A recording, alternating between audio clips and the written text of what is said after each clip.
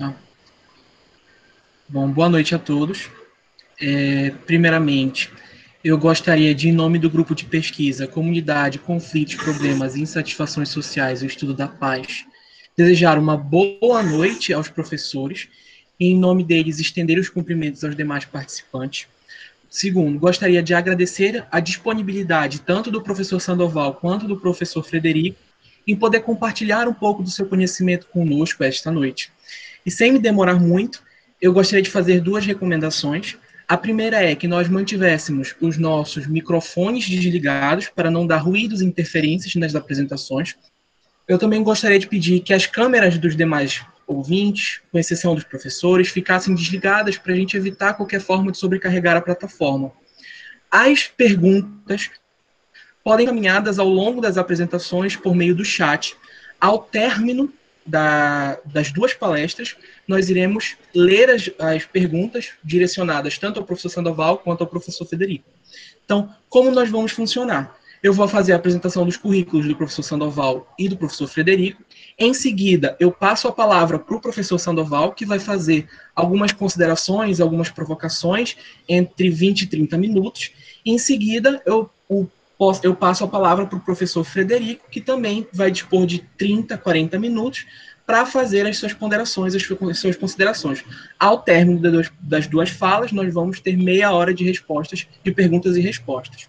Então, sem me alongar muito, apresento o professor Sandoval, que é doutor e mestre em Direito pela Universidade Federal, na linha de pesquisa sobre constitucionalismo, democracia e direitos humanos, procurador do trabalho, lotado na Procuradoria Regional do Trabalho da 8ª Região, é professor da Universidade Federal do Pará, tanto na graduação quanto na pós-graduação.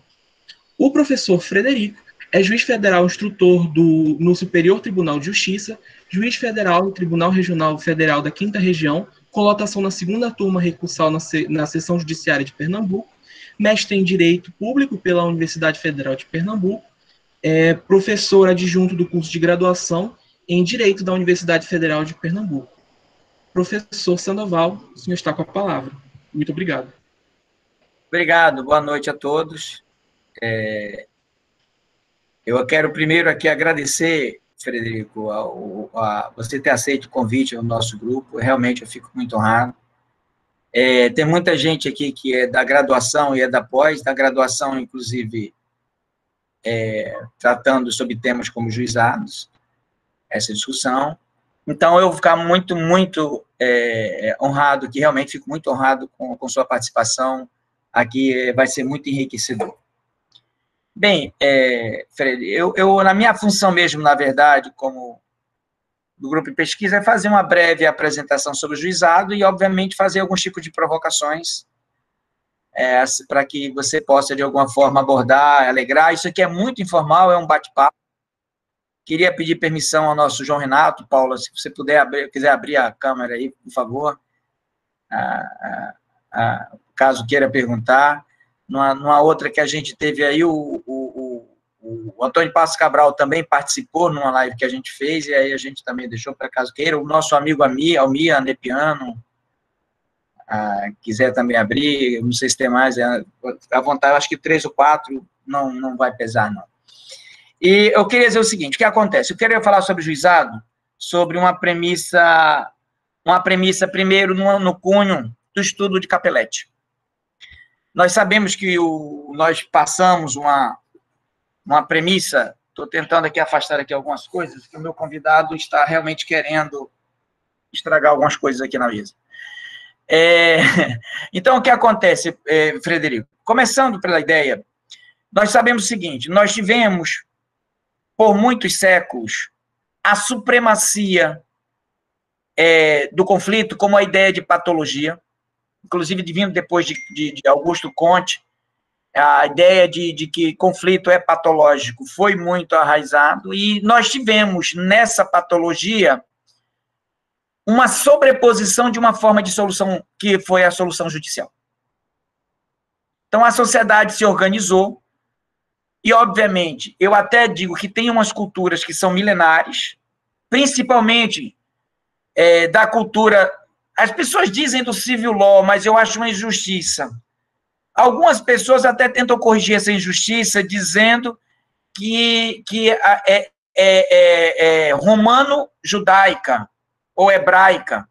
Eu digo que essa cultura vem dos hebreus, que foi se apropriada dos romanos, que é a ideia de que tem juízes, inclusive tem um livro na Bíblia chamado Juízes, onde o povo hebreu foi administrado por juízes, e aquela ideia de que tem um texto normativo, de que tem uma prescrição, por isso o nome prescrição canônica, que lhe impõe uma regra, que lhe impõe uma norma, uma obrigação, ou uma norma de obrigar, proibir ou permitir, e vem os rábulas, aqueles que são intérpretes, para tentar dizer, diante de um caso concreto, qual é o significado daquele texto normativo para reger aquele caso que está em conflito e tudo mais. E nisso se sobrepõe o judiciário.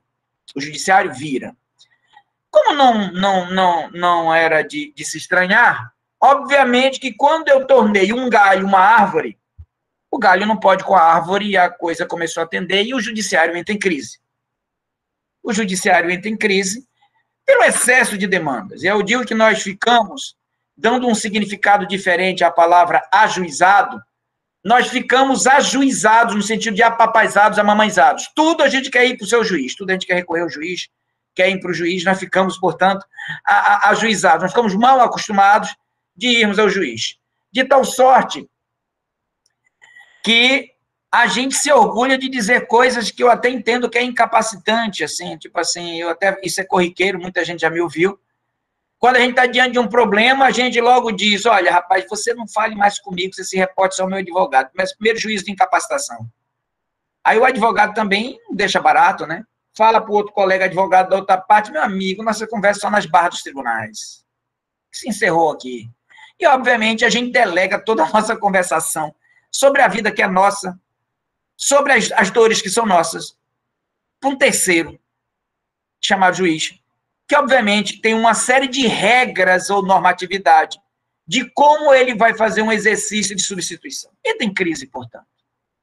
E aí, fazendo alguns pulos históricos e quânticos, como se fossem nos Vingadores, vou pousar aqui no Capelletti para não trabalhar muito discussões de Savigny no século XIX, de Chiovenda Calamadrei no século XX, mas vou logo no Capelletti. O Capelletti começa a fazer uma pesquisa na Itália e começa a perceber que o mundo está em crise judiciária. Ele começou a escrever sobre o judiciário dos Estados Unidos. Os Estados Unidos fez um trabalho brilhante, tornou a justiça cara demais. Então, obviamente, que só vai para a justiça quem tem dinheiro para colocar e, obviamente, 2% na Justiça Federal lá que sentencia e na Justiça Estadual apenas 1%. 98% dos juízes na Justiça Federal e 99% na Justiça Estadual lá, eles resolvem por acordo e tudo mais, porque eles têm medo das consequências disso daí. Entra em crise. E Capelletti, portanto, começa a falar sobre as ondas do acesso à justiça. Dá um nome, acesso à justiça das ondas. A primeira onda foi o aspecto da justiça gratuita, ou de um acesso à justiça que superasse algumas barreiras econômicas, barreiras temporais, barreiras de acesso, principalmente contra os litigantes habituais. A segunda onda, ele vai dar um problema do conflito de massa, e a terceira onda, ele dá uma percepção de um conceito ético de justiça, onde, por exemplo, nós estamos vivendo hoje, por exemplo, princípios como o princípio da apreciação do mérito, o princípio de que o juiz tem que perseguir a verdade nas provas, ou seja, aquele que tenta de se desvencilhar das amarras processuais que impedem a persecução do mérito. Isso, para mim, já é uma influência. E, obviamente, dentro ainda dessa terceira onda, vem as discussões da autocomposição, negócio processual, que a Paula falou aí. Está nessa terceira onda que a gente acaba verificando que, na verdade, percebendo que o conflito é das partes, é dos sujeitos envolvidos e precisa olhar. Então, surge o juizado, portanto, especial na primeira onda. E, obviamente, como as coisas não são encaixotadas, nós temos juizados especiais do consumidor, que pula na segunda onda porque já é conflito de massa vinculado com acesso à justiça. Eu faço esse panorama rapidamente para tentar localizar como é que surgem juizados especiais. Nós temos esse discurso no mundo em 70, em 95 nós temos uma lei, a Lei 90/99. 6 anos depois nós temos uma outra lei, que é os juizados especiais civis e criminais, chamados GECs, depois juizados federais, depois juizados especiais só para a Fazenda Pública. Eu até digo que a Fazenda Pública é um grande litigante habitual, e ele tem 2 juizados especiais. Nós temos juizados federais, porque onde a Justiça Federal, o principal réu é a União, e nós temos os juizados da Fazenda Pública especiais de estados e municípios, que é a lei que veio em 2009 a esse respeito. Bom, se estabelece isso daí, muitas questões entram em jogo nisso. Qual é, por exemplo, o princípio do duplo grau de jurisdição, a percepção da recorribilidade, a estrutura organizacional do judiciário, o juizado, afinal de contas, está vinculado ao tribunal ou não está vinculado ao tribunal? E, obviamente, como o nosso tema significa o sistema de impugnação, de como se impugna as decisões dos juizados, nós começamos a lidar com um fenômeno que a gente não consegue alocar. E a gente, como veio de uma percepção canônica, tudo na gente é sistema. Tem que ter o livro 1, o livro 2, o livro 3, o juizado ficou solto por aí. Ficou solto por aí porque tem um recurso inominado, não é para o tribunal, é formado pelos próprios juízes de primeiro grau, tem uma recorribilidade para o Supremo, não tem para o STJ, por causa de uma interpretação semântico-literal do artigo 105.3 da Constituição, abre a linha para o Supremo Tribunal Federal e, obviamente, começa a proliferar decisões contrariando o que a Constituição fala de guardião da legislação federal, que é o Superior Tribunal de Justiça. Isso, portanto, se estabelece um mapa, as pessoas se acomodam com essas premissas, mas, obviamente, caberia uma resposta. E aqui vem uma primeira ideia, que eu acho que Capelletti não se apercebeu disso. Capelletti não se apercebeu que o sistema de acesso à justiça não tem, literalmente, um pensamento puro e simples de acesso à justiça. Muitas vezes se dá por volume de processo.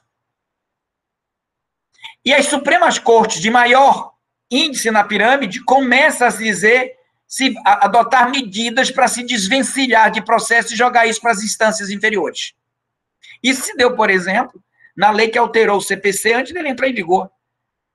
Que o Gilmar Mendes, preocupado com o sistema do CPC e com a falta de juízo de admissibilidade do recurso especial extraordinário, me cria uma foice, uma barreira quase intransponível, e regula a reclamação para quase ninguém reclamar no Supremo Tribunal Federal, no Superior Tribunal de Justiça, se desvencilhar.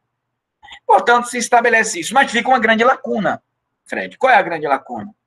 Eu tenho, portanto, nas decisões que tratam dos juizados, a última instância para falar sobre lei federal, os juizados. Se estabelece dessa forma, até que vem uma decisão do Supremo Tribunal Federal.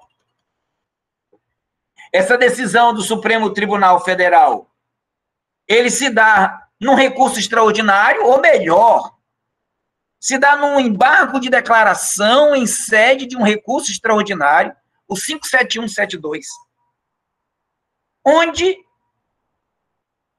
eu entendo até como obter dicta, nem era ratio decidente, porque a percepção aí não era discutir se caberia ou não, onde, como estava negado o acesso ao STJ, muito recurso extraordinário ao Supremo Tribunal Federal, e o Supremo não poderia se valer de inconstitucionalidade reflexa ou alguma coisa, começa a ter esse excesso de decisão, e ao mesmo tempo disso daí, já estava convivendo com a lei de 2001, que já abria mais algumas premissas da turma de uniformização da jurisprudência, que é a lei 10.259 de 2001, que é dos juizados, onde você está atuando. Em 2009, estava prestes a aprovar, estava um projeto de lei para abrir, para criar os juizados especiais da Fazenda Pública para estados e municípios, que é a lei de 2009. E discutindo alguma coisa que não tinha, portanto, se surgiu isso daí nos embargos de declaração. O Supremo cria uma forma de acesso ao Superior Tribunal de Justiça por meio da reclamação.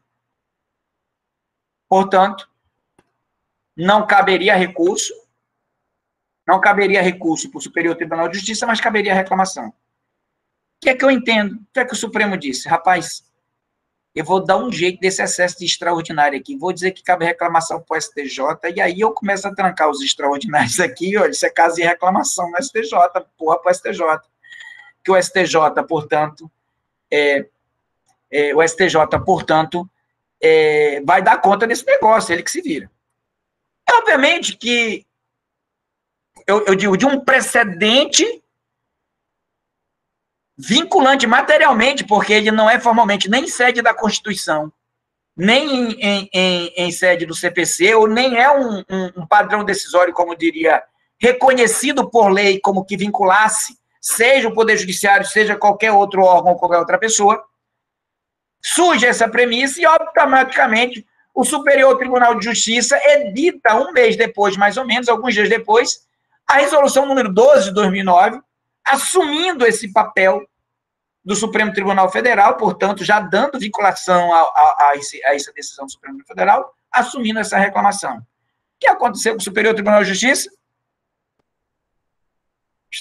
Obviamente que com essas alturas nós já tínhamos a turma de uniformização, da turma já organizada pela lei de 2001, mas nós temos até hoje um vácuo normativo na lei 90/99, que é a principal juizado, é o juizado que mais tem decisões que interpretam a lei federal. São casos de vizinhança, Código Civil, são casos do consumidor, Código de Defesa do Consumidor.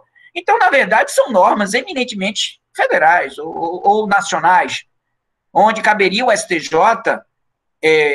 falar sobre isso. E, obviamente, fica aquela situação estranha. E aí a lei faz aquela regulação que tem as turmas de uniformização.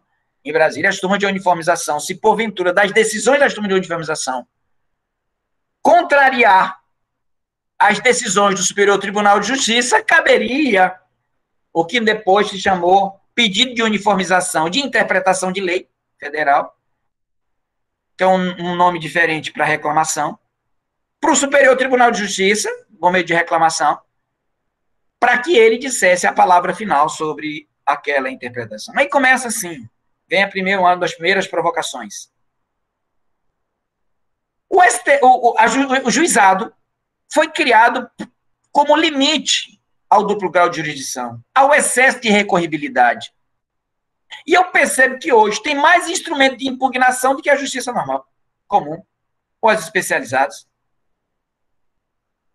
Seja como pedido de uniformização, seja como mandado de segurança, seja como estamos discutindo agora, e já está claro, a percepção sobre IRDR, a discussão sobre alguma coisa de assunção de competência, a vinculação dos juizados que estão sendo discussão, os pedidos de uniformização, porque agora nós temos o seguinte, os juizados, cabe o recurso inominado, que é um recurso ordinário, para as turmas recursais. Ainda não falei ainda da alteração que veio depois, vou falar já já. Das turmas recursais, portanto, caberia, ou se for nos juizados federais, para a turma de uniformização do STJ, lá em Brasília. Da decisão do STJ caberia para o STJ, e do STJ, obviamente, em qualquer momento, caberia para o Supremo, dependendo da questão. Mas eu já faria uma excelente barreira de recursos extraordinários para o Supremo Federal. Realmente caiu muito os recursos extraordinários para o Supremo depois dessa medida. Aí presta atenção nessa daí, para ver se você concorda comigo, ver se a Paula também concorda comigo. De repente, em 2016, o STJ cria uma resolução. Depois de 7 anos de muita reclamação no STJ a esse respeito, ele disse, rapaz, eu vou fazer a mesma coisa que o Supremo fez comigo. Eu vou empurrar esse negócio para os tribunais de justiça, para os tribunais regionais, e vou jogar esse negócio para baixo. Não vou ficar com esse negócio, não. Inspirado por quem? Inspirado pela lei de Gilmar Mendes, vou chamar aqui a lei de Gilmar Mendes, que é a lei que alterou para criar barreiras de acesso à justiça aos tribunais superiores. Então, nós saímos de súmulas impeditivas para legislações impeditivas de acesso aos tribunais superiores. E numa premissa até na contramão do que estaria dizendo Capelletti, numa questão de acesso à justiça. Por quê? Porque agora aquilo que era as barreiras temporais, as barreiras econômicas começaram a ficar complicado, porque até alguns juizados que permitiriam o jus postulandi começam a exigir advogados. E questões que não chegariam aos tribunais superiores porque era de pouca magnitude, começam a, portanto, demandar exercício. Então, veja só, em 2016, o Superior Tribunal de Justiça, inspirado pela lei que alterou o CPC, resolve editar a resolução número 3 de 2016, delegando às câmaras reunidas ou sessões especializadas dos tribunais de justiça a competência para processar e julgar as reclamações que eram destinadas a dirimir divergências, que antes era pela reclamação, né? Essa divergência entre os acordos colocados pela turma recursal estadual ou do Distrito Federal e a jurisprudência do STJ. Veja que se criou uma espécie de reclamação para os tribunais de justiça para guardar as decisões do STJ. Me parece a mesma lógica da repercussão geral. Porque a repercussão geral, se a gente perceber, o Supremo Tribunal Federal delega aquilo que ele diz que não tem repercussão, porque é matéria constitucional. Em tese, tudo que vai para lá tem matéria constitucional. Se não tem repercussão, é que o Supremo estaria dizendo Tribunal de Justiça, Tribunais Regionais Federais, Tribunal Superior do Trabalho, qualquer outro. Essas questões que não têm repercussão, em matéria constitucional, vocês decidem, vocês dão a última palavra. E aí, obviamente, me faz essa delegação. A resolução número 3 de 2016 me faz essa delegação e joga essas questões para os tribunais de justiça e, obviamente, trouxe uma regra matriz interessante, que ele disse que essa divergência que tem entre acordos da turma recursal e a jurisprudência do STJ, quando é consolidado incidente de assunção de competência, de RDR, ou de recurso repetitivo, ou enunciados de súmulas do STJ, para observar os precedentes, a jurisprudência, os enunciados, as súmulas. Não vou aqui falar nomes aqui especificamente, não é o tema, mas aquilo que dos entendimentos do Superior Tribunal de Justiça que vinculam os tribunais de justiça, os tribunais regionais federais por aí. Então, veja, o Brasil, como de hábito, fez uma grande feijoada, uma grande salada. Criou 3 leis para sistemas dos juizados. A Lei 90/99, a Lei 12.153, que é a lei dos juizados especiais da Fazenda Pública para estados e municípios, que é de 2009, a Lei 12.153. E antes disso, me cria a Lei 2.259 de 2001, que é dos juizados federais. Onde tem, o que acontece? A seguinte cadeia recursal. Nós temos a decisão do juizado especial, da decisão cabe recurso nominado para as turmas recursais.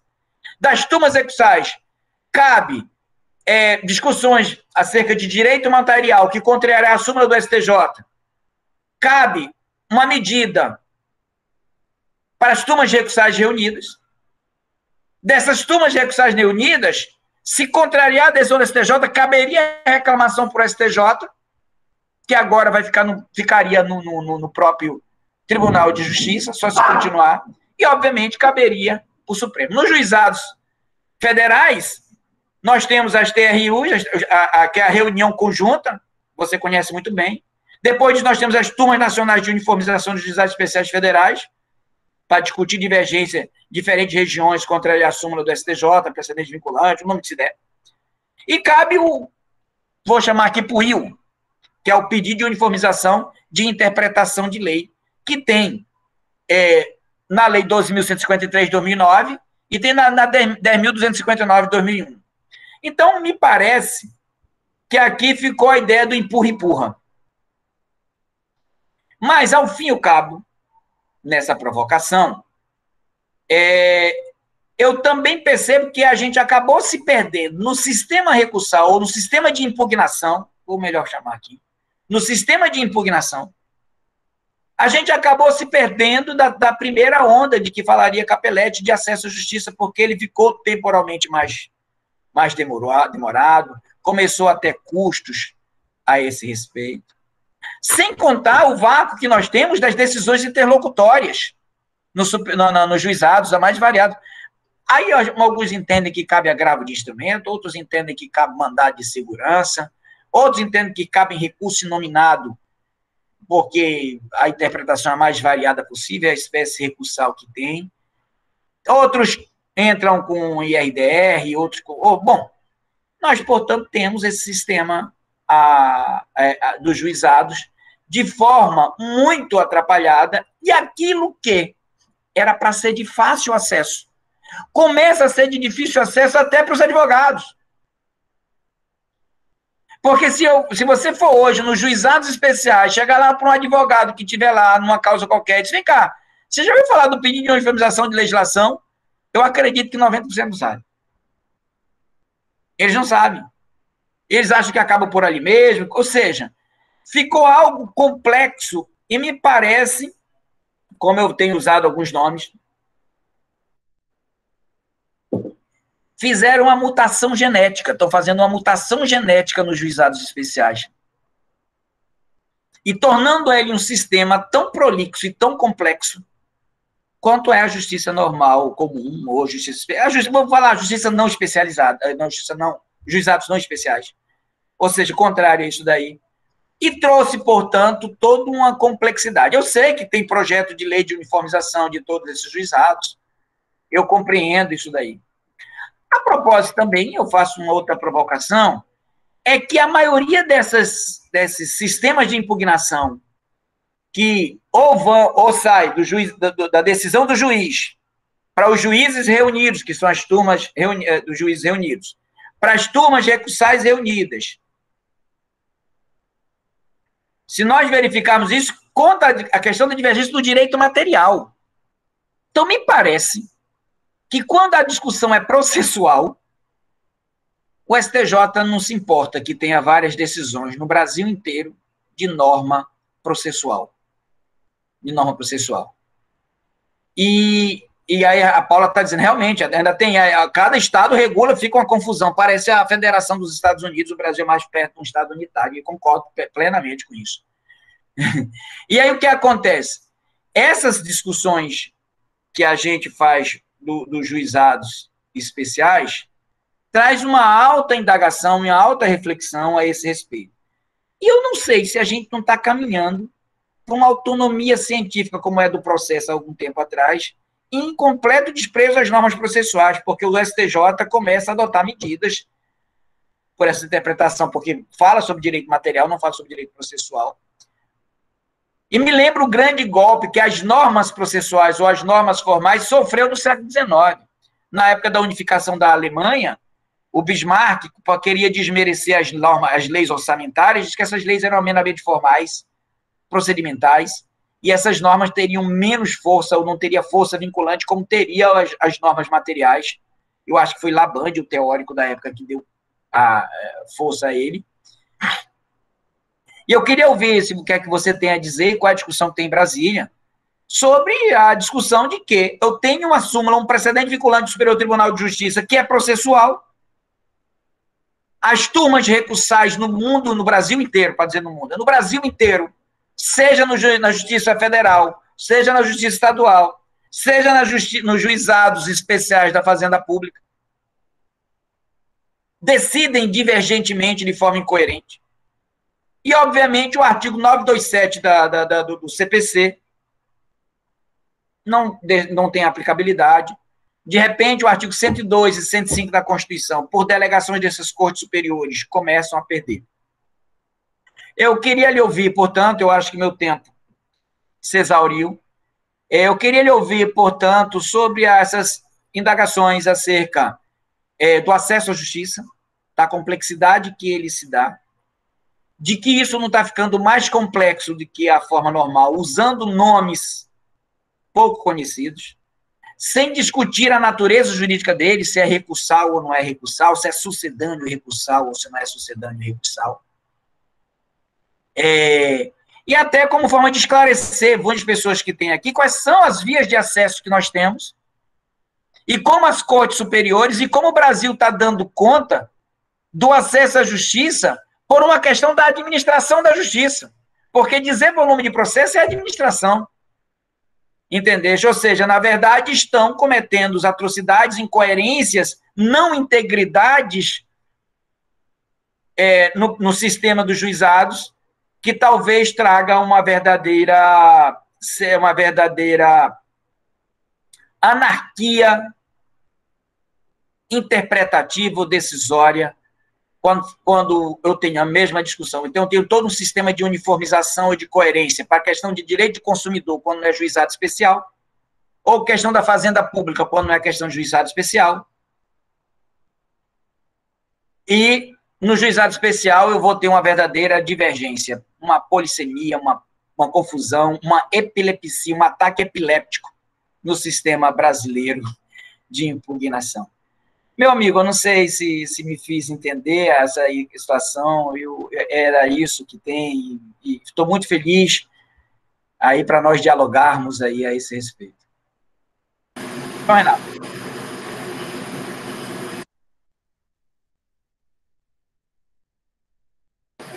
Então, Renato, vai para mim? Para você. Não, professor Frederico, você está com a palavra, pode falar. Joia, obrigado, João Renato.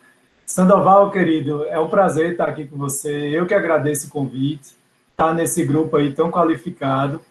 E sempre é bom encontrar os amigos, nem que seja à distância, né? Como é o novo normal aí. Vamos conversar. Você falou um monte de coisa interessante, eu fui anotei um bocadão de coisa aqui.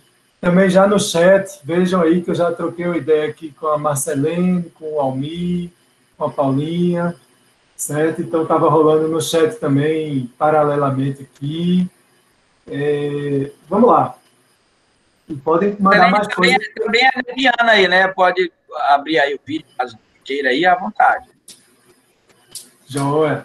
Olha, podem ir mandando mais coisas também que eu vou olhando. Vou um olho no padre e outro na missa aqui. Vou olhando o chat, tá? Estou aberto o chat aqui. Qualquer coisa a gente vai, ao mesmo tempo, fazendo. Sandoval, das várias coisas legais que tu falasse, a primeira que eu queria abordar é a questão da gratuidade. Né? Isso é um tema muito polêmico. E geralmente a gente tem um pessoal que é bem pró-gratuidade absoluta, né? E que não admite conversar sobre isso. E também há quem critique bastante. Né? Eu atuo no juizado há muito tempo, já estou lá há vários anos, né? Atuo no juizado federal como juiz, mas eu também até brinco que sou uma espécie de litigante habitual, né? Quase um litigante habitual. Eu sempre busco meus direitos. Quando eu tenho um direito lesado, eu vou atrás e vou lá no juizado, muitas vezes no juizado especial civil, estadual. Né? Eu gosto, inclusive, de fazer isso para ver como funciona na prática, né? Para a gente ver quais os problemas. Eu vou como cidadão, nem vou de terno, nem me identifico muitas vezes, e vejo lá como é que funciona, quais são as mazelas, como é que o cidadão às vezes sofre, como é maltratado, mal atendido, né? E já vi muita coisa interessante, muita coisa engraçada e muita coisa lamentável também, né? E aí tem vários causos para contar. Mas teve vou até contar isso, foge um pouquinho, mas é engraçado, vou contar. Eu processei uma vez o Peixe Urbano, aquele site de compra coletiva, que eu nem sei, eu nunca ouvi falar mais. E também depois realmente eu parei de usar. Eu até era usuário bastante. E uma vez eu comprei como se diz, era lá no interior de Pernambuco, em Bonito, uma fazenda que tinha rapel, trilha, e eu comprei um pacote lá para mim, para minha esposa, que era vendido. O Peixe Urbano não vende coisa dele, ele vende dos terceiros, né? Então ele vendeu de uma empresa, tinha lá o nome, eu não vou nem falar o nome da empresa. Aí tinha lá uma empresa, e eu comprei tudo, achei bem bacana, Cachoeira de Bonito. Bonito é uma cidade lá do interior do Pernambuco, tem no Mato Grosso, né, também, no Mato Grosso do Sul, né, e tem em Pernambuco também, Bonito. Tem cachoeira, rapel, tudo, tirolesa, comprei. E na hora H não existia, não consegui marcar o evento, porque a empresa, na verdade, e aí eu fui fazer um trabalho de detetive, né? Acho que eu estava com o tempo sobrando, só podia ser, né? Eu fui atrás de descobrir, que eu disse, não, me lesaram, fiquei revoltado e fui tentar. E eu procurei tanto que eu achei nos blogs, nos fóruns de esportes, consegui o número dessa empresa. Eu ligava, não atendia, de repente atendeu uma senhora que disse que não tinha empresa nenhuma, que era o filho dela que tinha esse negócio aí. Então, assim, veja, eu acho que foi uma irresponsabilidade da empresa subcontratar essa pessoa que não tinha experiência nenhuma, ia fazer rapel com a gente, ia fazer uns troços perigosos, né, tirolesa, tudo. Então, foi até sorte que ele não ofereceu, não prestou o serviço que ele ofereceu, né? E o engraçado, eu processei o Peixe Urbano e processei a empresa. E quando chegou lá na audiência, o Peixe Urbano faltou, nem foi, não estava nem aí, nem foi revel, nem contestou, nem nada. E apareceu um cara lá, coitado. E o cara, nesse dia eu estava de terno, que eu estava do trabalho, eu fui para lá, fui de terno, fui com o advogado me acompanhando, então era eu e o advogado de terno lá. E chegou um cara vestido normal, como eu estou aqui, camisa polo e tal, e chegou e preocupadíssimo, e enfim, o cara estava preocupado se ia ser preso, se não sei o quê, sabe? Ele estava... E eu terminei que eu perdoei o cara lá, e disse, não, deixa para lá, não vai ter... Eu fiquei com uma pena danada. Ele até propôs um acordo, eu pago metade do que o senhor pagou, queria me devolver metade. Disse, não, deixa para lá. E processei só o Peixe Urbano mesmo, né? Enfim. Mas, histórias engraçadas dos juizados. Só que, vamos lá, sobre gratuidade, né? O que eu acho é o seguinte, da minha experiência. Eu acho que, obviamente, é um discurso muito bacana e bem visto você defender gratuidade, né? É igual aquele discurso, eu quero que seja público, universal e gratuito. Não tem, aí vem aquela história que não tem almoço grátis. Não tem nada gratuito, na verdade, alguém está pagando por aqui.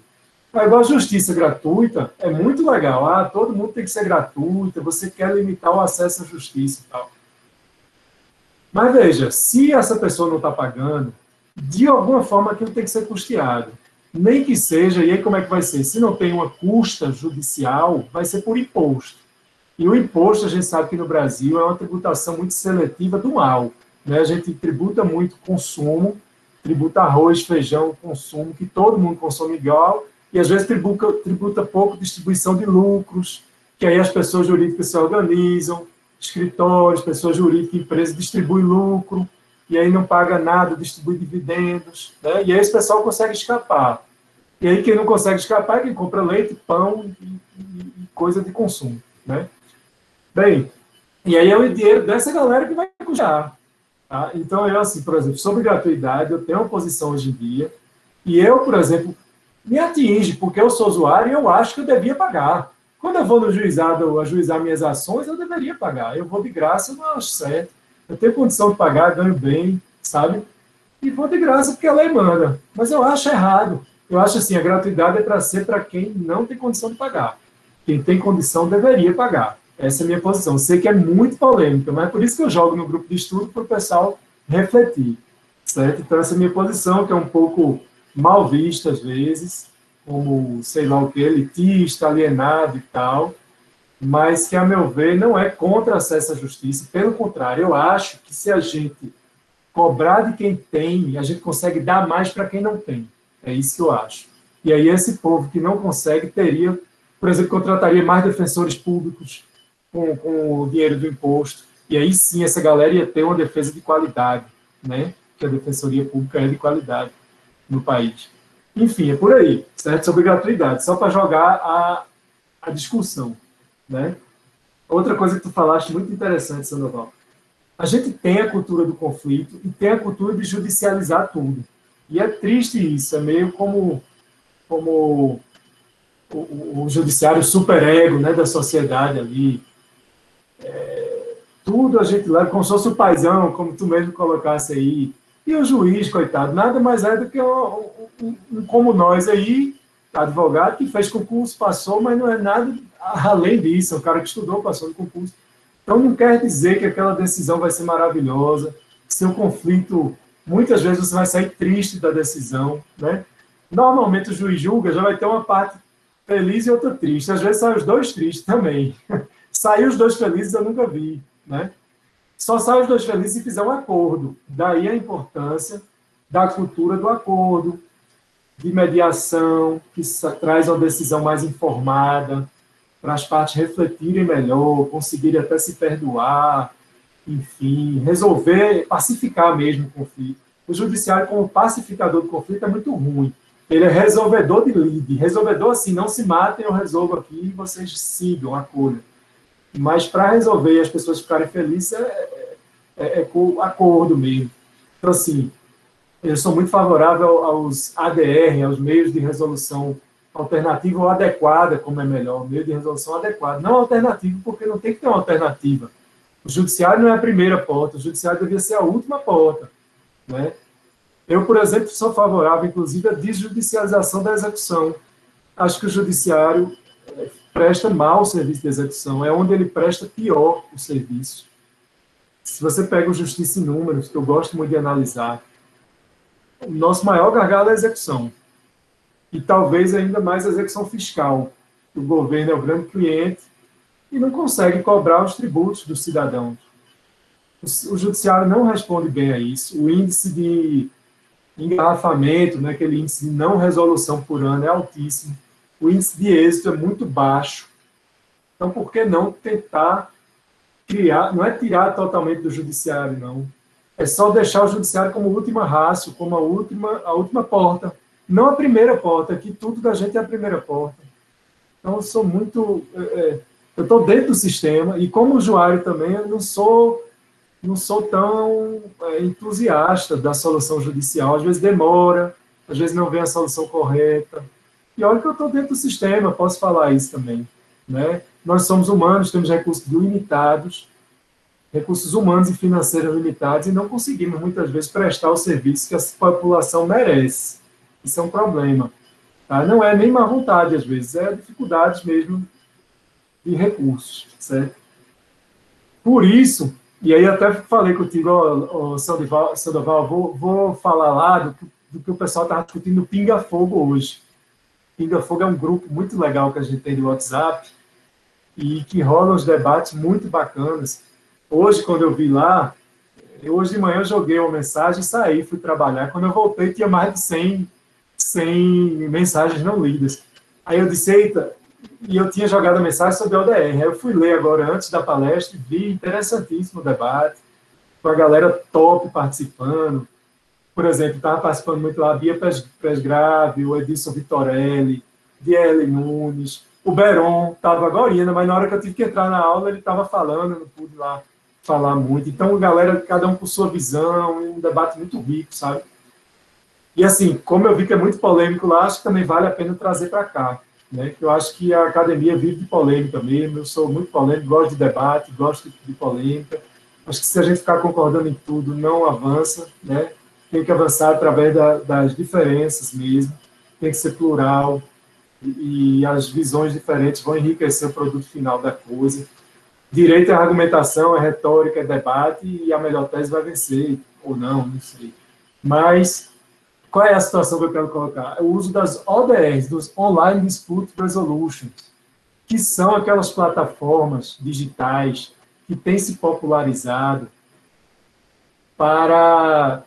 como uma etapa prévia à etapa judiciária, que o cidadão, e isso hoje em dia é muito para consumidor, direito do consumidor. Então, o cidadão vai lá no ODR e faz a queixa dele, né, na plataforma como consumidor.gov. Eu, por exemplo, estava doidinho para usar. A primeira oportunidade que eu tive, como eu disse, eu sou litigante habitual, a primeira oportunidade que eu tive contra a companhia aérea, eu fui lá no consumidor.gov. Inclusive, gente, foi decorrente de um evento da ANEP, inclusive, viu? Foi um evento da ANEP lá em Teresina. Não sei se vocês foram, né? Que faz o quê? Uns 2 anos, 3 anos, sei lá, faz um tempo aí. Então, o que aconteceu com esse evento? Houve um voo que foi cancelado, um voo todo lá foi cancelado, cancelou o voo e pronto. E aí a companhia aérea mandou que a gente escolhesse outro voo. Beleza, eu fui escolher outro voo, o outro voo que tinha menos ruim para mim era um voo que me faria perder vários eventos, né? Ou eu perderia lá a Assembleia Geral da ANEP, de onde vocês sabem que eu sou secretário-geral, então eu tenho que, inclusive, fazer a ata, tal. Então, assim, eu sou meio que uma peça lá, organicamente importante ali do evento. Eu não queria perder, não poderia perder. E eu comprei essa passagem com meses de antecedência, para pegar aquelas promoções. Comprei baratinho, inclusive, né? Comprei a passagem baratinha, estava feliz da vida, consegui comprar a passagem que eu queria, bem barato. Quando chega faltando, não, mas sério mesmo, faltava 9 dias ou 8 para o evento, aí a companhia aérea vem e muda, uma mudança absurda, e agora escolhe essas opções. As opções que tinham, ia perder o evento, ia perder a parte importante do evento.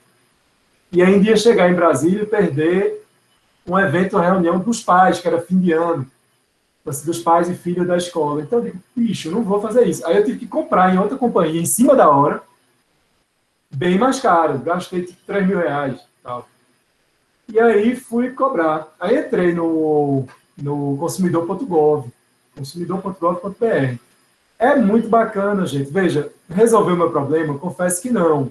A empresa aérea, ela não me ofereceu um acordo, coisa que eu fiquei muito triste, porque eu tive que entrar na justiça e terminei ganhando também. Mas, inclusive, foi rápido. Eu entrei no juizado aqui de Brasília, juizado excepcional daqui de Brasília, porque é verba federal, talvez. Veja como faz diferença isso.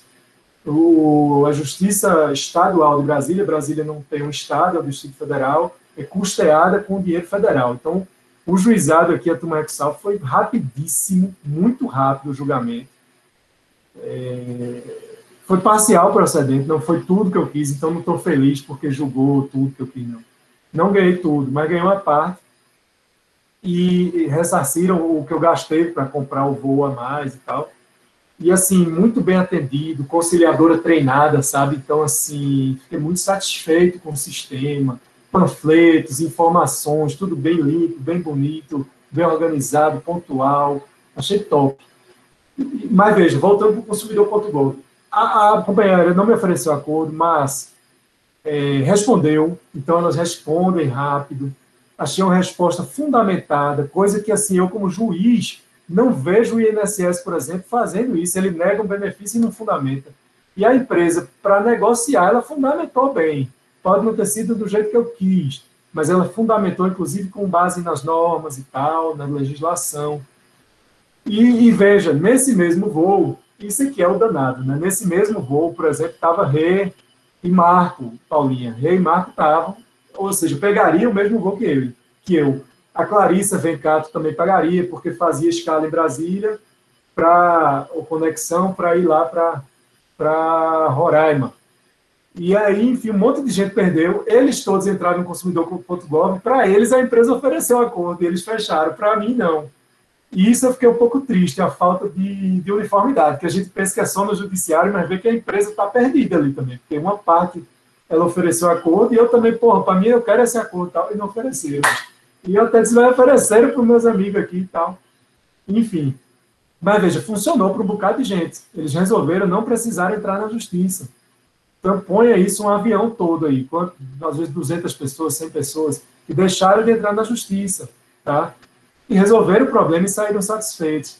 Então, eu sou muito a favor do ODR, dessas disputas resolvidas online, nas plataformas cujo objetivo principal é ser user-friendly, amigável, né? E é realmente intuitiva, nunca tinha usado, entrei e fui usando. É óbvio que a pessoa, né, gente, se for uma pessoa que não tem um computador, não sei o quê, não vai conseguir usar. Eu não estou dizendo que tem que forçar essa pessoa a utilizar, não. Estou dizendo assim, para um consumidor que tem condições de usar, e aí a discussão que a gente estava, qual que era? Se é necessário ou não a presença obrigatória de advogado no ODR. Eu acho até estranho, como é que o advogado vai participar disso? Se eu resolvo do computador da minha casa, eu vou contratar um advogado e botar ele junto para sentar aqui de mim, assim, tipo, ficar na metade da tela, ou eu vou ter que abrir, entendeu? Assim, porque, na verdade, você resolve escrevendo como esse consumidor.gov, gente, é tipo o Mercado Livre, pronto, que a galera compra muito. Também já participei do Mercado Livre, você pode contestar quando chega um produto quebrado, você vai lá e contesta. Isso é ODR. Não precisa ser governamental. O nosso governamental está muito bom, consumidor.com. Mas pode ser Mercado Livre, pode ser a Amazon, tem. Basicamente, é um saque integrado online. E, assim, eu confio que o cidadão tem condição, gente. O consumidor não é uma causa seríssima, é causa de consumo. Assim, é uma causa disponível. Não é uma causa de família, não é uma causa penal. É uma causa de consumo, de um valor baixo que iria para juizado. Você resolver no computador. Eu acho que você forçar a contratação de advogado para isso não é legal.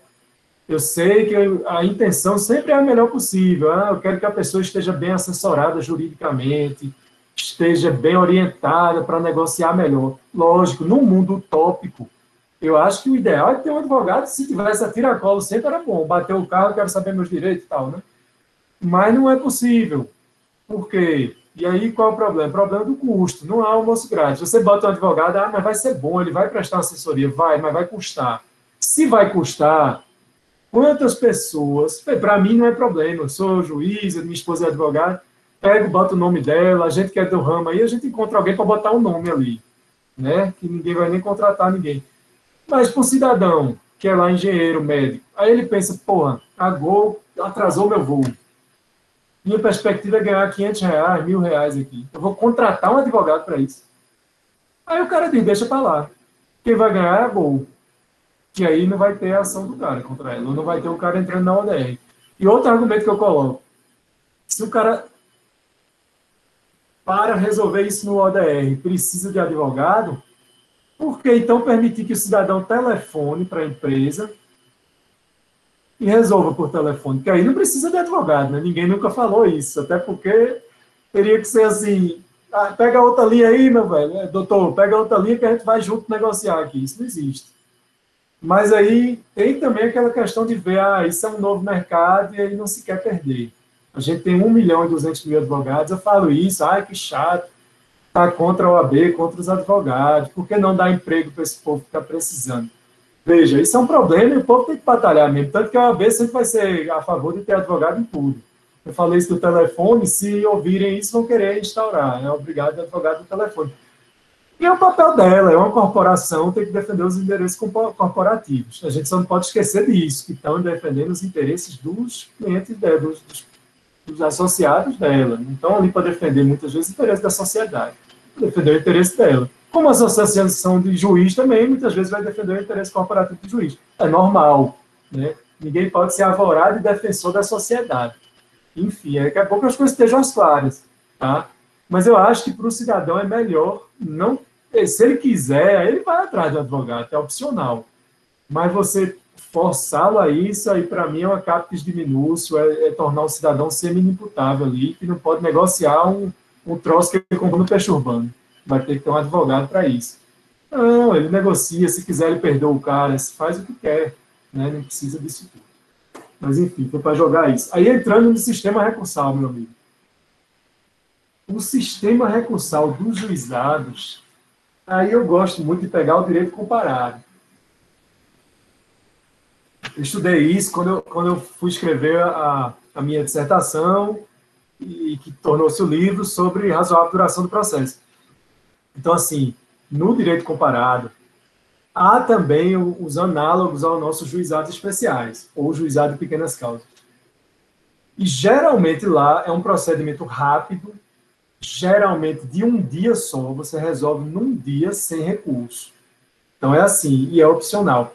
O cidadão vai, se ele quiser, aí ele escolhe. Nos Estados Unidos, você tem o chamado Speedy Trial Clause, a cláusula de julgamento rápido. Você escolhe isso, o juiz vai julgar no dia lá. Pronto, na audiência, ao vivo. E acabou, não tem recurso. No Japão, a gente tem um igual, que aí limita um valor lá, tantos ienes, sabe?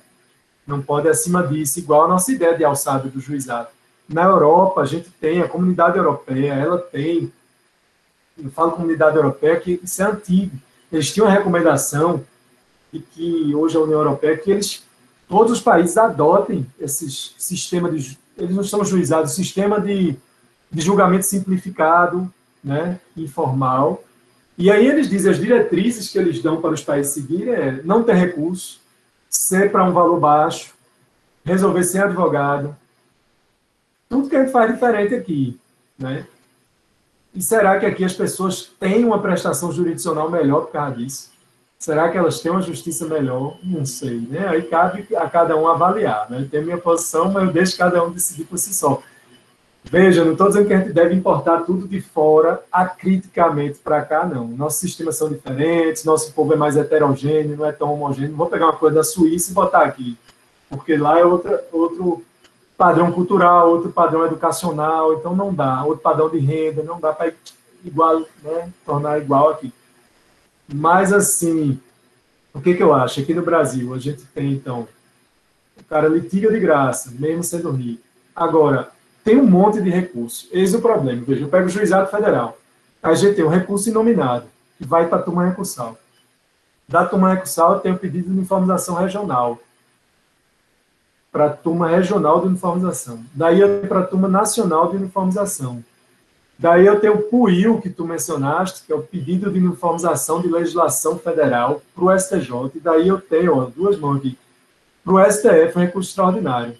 Isso é a causa de julgamento rápido do Brasil, informal e com poucos recursos. É mais recurso do que o procedimento normal, gente. Isso não existe. Isso não existe. Veja, no juizado especial estadual, aí já não tem esses recursos todos, mas tem projeto para criar isso também, para criar turma regional, turma nacional.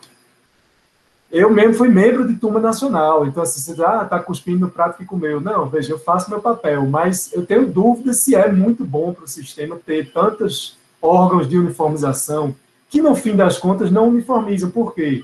Porque quem vai uniformizar, no fim das contas, é o STF ou, no máximo, o STJ. A TNU, ela uniformiza, mas cabe uma coisa para o STJ. Então, assim, a gente tem aqui uma sobreposição de instâncias que é prejudicial. A gente, como juiz, a gente tem dificuldade, como advogado também. Qual que está valendo? A gente troca essas ideias. E agora? Está valendo o representativo de controvérsia da TNU ou está valendo o repetitivo do STJ? Já foi julgado? Mas, peraí, o STF tem uma repercussão geral aqui sobre isso, que está no plenário virtual, aí a turma fica doida. E um muda do outro e tal. É uma loucura, né? Então, eu acho que a gente tem que racionalizar mais essas instâncias. Mesmo tendo essas instâncias todas, aí tem um problema sério que tu colocaste bem, Sandoval, que aí eu vou tocar também. Quando eu estiver falando muito, tu avisa aí. Eu não né, avisa aí. Veja, a gente tem uma questão seríssima que você tocou aí, que eu acho que vale a pena também eu tocar, que é a questão processual nos juizados. Esse é um problema muito grave. E eu, como juiz de dentro do sistema, não me omito em dizer que é um problema grave e que muitas vezes cada juizado funciona com suas próprias regras processuais. E os juízes agem às vezes arbitrariamente. Por que agem assim? Porque aí sim não tem um órgão de uniformização. Por quê? Porque nenhum desses órgãos que eu falei, nem a TRU, nem a TNU, não cabe pedido de uniformização de matéria processual. É descabido. Já tem súmula da TNU sobre isso. Então, eles não aceitam. E aí, consequentemente, eu não consigo levar via PUIL para o STJ, já que não cabe RESP, como tu bem colocaste também, não vai chegar em PUIL para o STJ. E aí o STJ, que é o responsável pela uniformização da interpretação da lei federal, não interpreta os problemas de lei federal processual, que, aliás, a lei processual é federal, né, dos juizados. Pronto, essa é a bronca. E ainda, tu colocaste bem a outra bronca, que eu concordo contigo. Em 2016, o STJ baixou essa resolução, abrindo mão, e sempre é perigoso isso, ele abriu mão do poder de julgar. Ele disse, eu não quero julgar mais. E por que ele fez isso? Porque ele estava soberbado, né? Aí, abriu mão. Porque, assim, eu conseguia levar da turma recursal estadual para o STJ, via reclamação. Tinha os requisitos e tal. Mas aí o que a STJ fez? Não, em 2016 ele disse, isso era uma resolução de 2009, permitia, aí em 2016 cassou. A de 2016 diz, agora você vai levar para o TJ. Quem julga isso agora é o TJ. Coisa que não tem previsão. Eu acho até assim, nem tem previsão na Constituição disso, do TJ está julgando reclamação de juizado. E também, Então, assim, não é o órgão legalmente previsto e não é o órgão que deveria uniformizar a interpretação de lei federal, o TJ fazendo isso. Então, é algo totalmente heterodoxo, para dizer o mínimo, e que foi feito mesmo para desabarrotar, né? Essa é a verdade. Então, só que assim, o que acontece? Pode desabarrotar, então pode ser bom em termos de gestão de número de processo. Só que o STJ abre mão do seu papel, que é o papel de uniformizar a lei federal. E assim ele deixa para os TJs fazerem, só que cada TJ vai resolver de uma maneira. Então a gente vai ter vários TJs resolvendo lei federal de maneiras desuniformes. A gente vai ter 27 interpretações de lei federal. É uma loucura. O cidadão de cada estado vai ter um tratamento diferente e a lei é a mesma, né? E é isso que gera mesmo. Aí eu concordo contigo.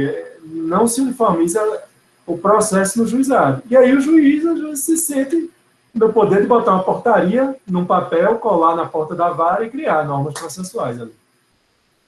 E o cidadão fica meio sem ter como se resignar contra isso. Essa é a verdade, né? E isso mereceria alguma solução. Enfim, tem solução fácil? Não. Levar tudo para o STJ, já se tentou também, e ele fica abarrotado, e ele tem outras coisas. Enfim, não é uma questão fácil, não, mas é uma questão que é um problema. Veja, isso foi a mesma razão que levou o STJ, Sandoval, como tu também falou aí, naquela reclamação, que eu sempre me recordo, até o número eu gravei, é o número de reclamação 36476, a Corte Especial do STJ julgando o artigo 988, parágrafo 5º, inciso 2º do CPC, que diz muito claramente, a meu ver, é literal, dizendo que, mais ou menos dizendo que cabe reclamação. Aqui já não é juizado, tá, gente? Assim, só desbordei um pouco do assunto, mas acho que vale a pena tocar, até o Sandoval também tocou. Aí eu tô em... Veja, o que acontece? O artigo 988, parágrafo 5º, inciso 2º, diz que cabe reclamação. Na verdade, ele diz a contrário senso, né? Ele diz não cabe reclamação para fazer valer um precedente firmado em repetitivo, recurso especial repetitivo, a não ser que haja esgotamento das instâncias ordinárias. Essa foi a mudança a que Lorival se referiu, a que Sandoval se referiu. Ó, Lorival é meu colega do STJ, que já estou misturando tudo, é reunião no STJ, reunião aqui, a que Sandoval se referiu, que é aquela lei 13256, né, que o Gilmar Mendes tomou à frente, tudo, representando os tribunais superiores, que estavam preocupados com o abarrotamento. Mas, veja, essa redação que passou aí era prevendo a reclamação. O que se colocou foi uma espécie de lombada, um anteparo, uma dificuldade para chegar na reclamação. Mas, assim, esgotadas as instâncias ordinárias, caberia a reclamação, até porque tem que caber. Por quê? E aí, como é que o STJ interpretou nessa reclamação 36476? Ele entendeu que não cabe reclamação, não cabe. E como é que chega ao STJ? Não chega a questão. Então, assim, se tem um tribunal local descumprindo um precedente repetitivo do STJ, a parte não consegue levar isso para o STJ. Ela vai resolver como? Cabe agravo interno do próprio tribunal local. Então, está nas mãos do tribunal local, por isso que a gente valeu fazer essa analogia, porque é igual a questão aqui que o STJ fez com aquela resolução de 2016 dos juizados. Também aqui ele lavou as mãos, não, os tribunais locais decidem. E se o tribunal local decidir contrariamente ao repetitivo do STJ? E aí, gente, como assim tem um precedente vinculante e o STJ não pode controlar isso? Então, veja, a meu ver, isso cedo ou tarde vai estourar. Eu acho que é um tiro no pé, porque assim, o que se quis foi livrar do excesso de processos. Excesso, aliás, que nem existia, sabia? Até foi feito um estudo sobre isso, e lá no gabinete a gente fez o estudo e viu que não tinha aumentado muito o número de reclamações de 2016 para cá. Não aumentou muito. Tudo bem, é um período pequeno, historicamente, 2 anos, 3 anos, 5 anos.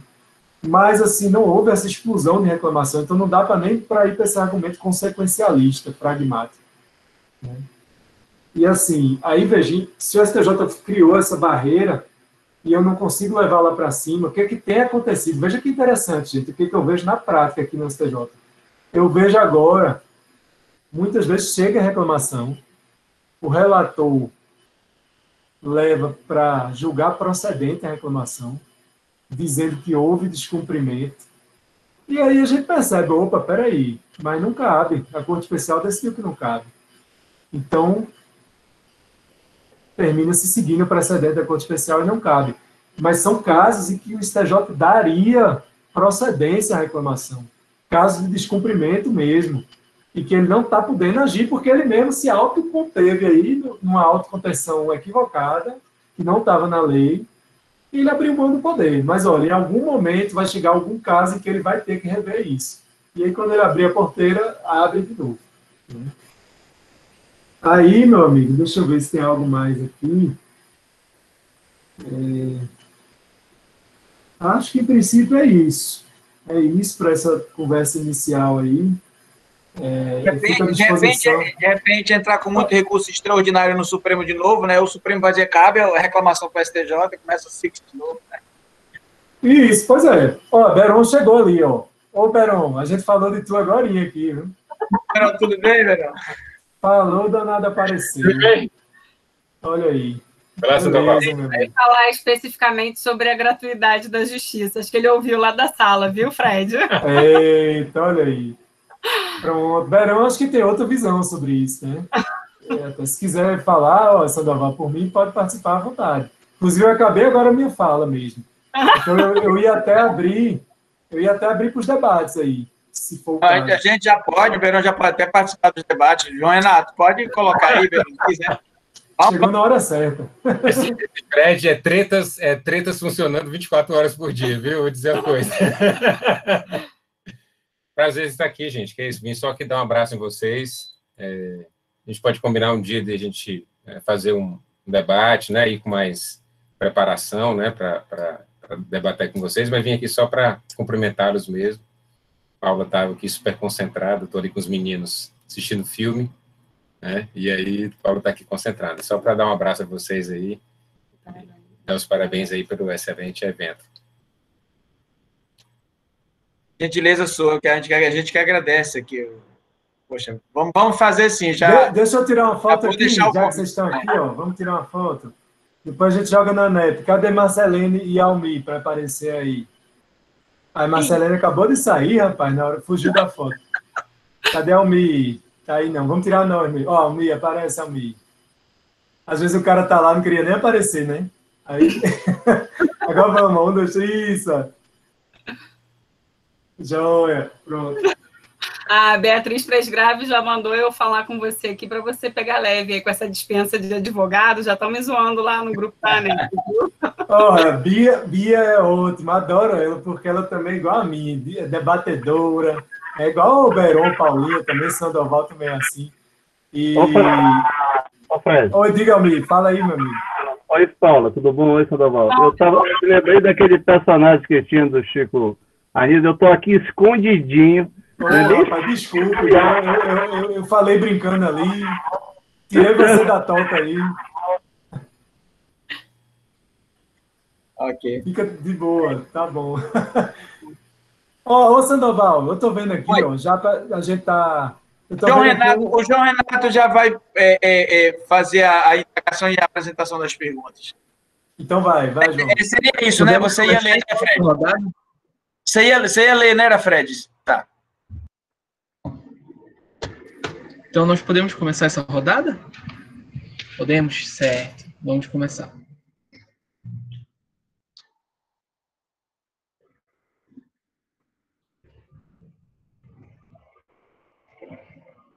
A primeira pergunta que a gente tem, ela não tem um professor destinado, então ambos podem responder.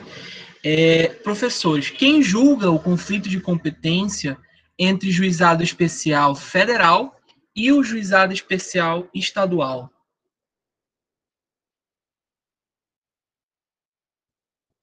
O professor Sandoval ou o professor Frederico? Eu até, João Renato, eu vou me adiantar aqui, porque eu respondi no chat, né? Aí eu vou só dizer aqui, veja, essa questão está até em julgamento no STF, tem o RE aqui, 860-508. Justamente ela está agora no plenário virtual, estava com vista, parece que voltou agora, eu abri aqui para ver. Está aqui já com alguns votos. O voto do ministro Marco Aurélio, entendendo que cabe ao próprio TRF resolver o conflito, certo? E tem já 4 outros votos acompanhando, Ricardo Lewandowski, Fachin, Carmen Lúcia, Rosa Weber, pedido de vista de Alexandre Moraes. Aí está nessa situação. E eu concordo com o posicionamento. Eu acho que, só minha opinião, né, mas eu acho que cabe ao TRF resolver, porque o princípio da competência é competência. Né? Então, quem tem a competência para dizer se a pessoa jurídica deve estar presente, a pessoa jurídica que traz a competência para a Justiça Federal, quem tem essa competência para dizer sobre a legitimidade, sobre a presença dela, é a Justiça Federal, então a própria Justiça Federal que resolveria esse conflito. Não sei se o pessoal pensa diferente, é a minha opinião. Aqui seria a competência do juizado federal com o juizado estadual, é isso? Mas seria o juizado da Fazenda Pública ou o juizado... Olha, pela lógica que teria aí, se for o juizado federal ou o juizado estadual, seria de judiciário diferente, deveria ser para o STJ, mas eu acho que dificilmente o STJ vai concordar com a premissa disso. E como diz o Barry Friedman, com certeza essa decisão do Supremo Tribunal Federal já está acordada entre eles aí do Superior Tribunal de Justiça. Rapaz, pelo amor de Deus, não me empurra trabalho, não. Não vem me jogar uma coisa para cá, não, pelo amor de Deus. Entendeu? Então, assim, pela lógica que teria de que juízes de tribunais diferentes vai para o STJ, era a lógica mais cabível, mas eu compreendo o encaminhamento do Supremo Tribunal Federal. Então, eu tenho uma discordância disso. Eu acho que o Superior Tribunal de Justiça, junto com o Supremo Tribunal Federal, estão caminhando numa delegação de competência de seus próprios julgados, e isso vai criar, Fred, o que a gente acabou, você também falou, nós vamos criar ilhas decisórias, fazendo um paralelo contra a ideia do professor Alexandre Freitas Câmara, que são padrões decisórios. Nós vamos criar, ou seja, decisões não padronizadas, entendeste? Porque é isso que vai acontecer, né? A ideia de ter o juiz federal decidindo uma competência, o Tribunal Regional Federal decidindo uma competência entre um juiz federal e um juiz estadual, para mim tem outras implicações aí. Não sei se você concorda, estou só dialogando aqui. Primeiro, o juizado federal, ele é competência absoluta. Então, ele não pode, a mesma causa vai para o juizado federal, não pode ir para a Justiça Federal comum, normal lá, não. Já na Justiça Estadual, não. Eu posso ter o mesmo caso decidido pela Justiça Estadual e pelo Juizado Especial. E eu posso ter decisões divergentes a esse respeito. Então, se tiver, por exemplo, um conflito de competência entre um juiz comum estadual e um juizado especial federal, iria para onde? Eu estou, obviamente, aprofundando o discurso. Eu acredito que deveria ir para o Superior Tribunal de Justiça, que é quem uniformizaria isso daí. E, para mim, como isso é pacto federativo, um passo para extraordinário. Porque eu estou discutindo competências constitucionais. Então, essa matéria que deveria ir para o Supremo. Agora, se isso que eu acabei de dizer, numa percepção lógica da interpretação, vai prevalecer no Supremo, eu acho que dificilmente não. E aí eu estou de acordo com o Frederico aí a esse respeito, Fred. Eu acredito que a decisão vai ser mais por aí mesmo. Ele vai, o STJ, o Supremo Tribunal Federal, com pressão do STJ, com certeza vão fazer, estão fazendo algum tipo de acordo, como diz o Barry Friedman, para dizer, pelo amor de Deus, não deixa esse negócio subir, não. Isso vai estourar em algum lugar, e eu concordo com o Fred, isso vai estourar. Então, estamos em via, como existe aquela teoria de direito constitucional, que existe norma em trânsito para inconstitucionalidade, nós estamos diante de decisões em trânsito para estourar. Esse é o meu pensamento. Não sei se o Fred concorda, se a Paula... Ok. Próxima pergunta. A próxima pergunta é: como desconstituir os julgados no juizado, já que não cabe ação rescisória? Posso falar, Sandoval? Fred, a honra é sua. Você que é o anfitrião aqui, a honra é sempre sua. Nada. Olha, na doutrina se discute esse cabimento ou não da ação rescisória, né? Então, há a doutrina defendendo caber ou não caber. Por quê? Porque ela não tem previsão expressa. Poderia se sustentar um cabimento ali por aplicação subsidiária e tal. Mas, assim, tirando a discussão doutrinária, na prática do juizado não se aceita, né? Não é cabível. Na minha visão... Eita, pode falar. Desculpa. Não, pode continuar. Eu pensei que você tinha terminado, por favor. Não, na minha visão, o fato de não caber rescisória não é ruim, eu acho até positivo.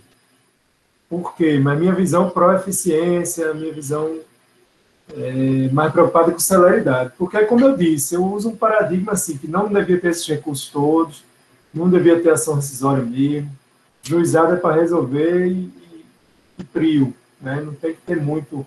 Você criar uma ação que vai demorar 2 anos para poder ser ajuizado e tudo, acho que não é essa a ideia do juizado, a meu ver, né?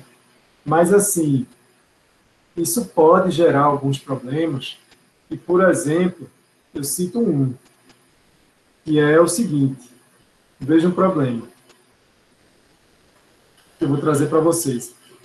Tem aquela discussão se os embargos de declaração serviriam para a adequação do julgado a um precedente vinculante surgido de forma superveniente. Ou seja, explicando aqui de forma mais direta. A gente teve um julgado ali, eu sou a parte, tem um julgado que me foi desfavorável. E quando houve esse julgado, não tinha um precedente vinculante regulando a matéria que foi julgada. Não tinha. Mas aí logo depois surgiu. E eu embargo de declaração pedindo que seja adequado o entendimento que agora está contrário ao precedente, que é o que Alexandre Câmara brinca que seria o pós-cedente, né? Que ele veio depois aí, veio do precedente, é o pós-cedente. Então, assim, cabe ou não esses embargos? Isso já é uma discussão grande. O STF e o STJ têm um entendimento pacificado, dizendo que cabe. Então, eles pegam esses embargos, isso já tem precedente das 2 turmas do STF, da Corte Especial do STJ. Então, está pacificado. Que cabe os embargos, eles pegam os embargos e corrigem a situação. Beleza. Qual é o problema? Inclusive, se não corrigisse, a meu ver, a situação, então eu sou favorável a esse entendimento de que cabe embargos. Quem é bem contrário é o Rodrigo Cunha Freire, por exemplo, né? Contrário. Por quê? Porque ele se apega mais a um argumento técnico dogmático. E, tecnicamente, é realmente difícil sustentar que isso é caso de embargo de declaração, porque não houve omissão, não tinha precedente ainda, né? Não houve contradição, não houve obscuridade. Eu entendo mais que é como um fato superveniente, isso aí. É um fato superveniente, artigo 330, o juiz deve considerar até de ofício. Mas, beleza. Vamos pensar no juizado, vejam, aí o que é que eu quero chegar, o que tem a ver com a rescisória? Tem o seguinte, que, a meu ver, se na justiça comum não se corrigisse isso, caberia a rescisória, para você adequar o precedente. Porque, professor, você não disse que o precedente era pós-cedente, não tinha na época do julgado? Ele não tinha na época do julgado, mas tinha na época do trânsito em julgado. Entenderam? Porque na época que eu entrei com o embargo, tinha precedente já. Então, assim, quando transitar aqueles embargos, já tinha precedente. Então, cabe rescisória, a meu ver. Por isso, até que eu sou a favor de caber os embargos, para corrigir logo nos embargos, para não ter que esperar a rescisória, dar mais trabalho, mais tempo, mais gasto, para corrigir uma coisa que já devia ter sido corrigida. Só que no juizado não cabe a rescisória. E no juizado, trazendo para a área federal, a TNU, por exemplo, no artigo 16, parágrafo 6º da TNU, no regimento interno da TNU, ela entende que você deve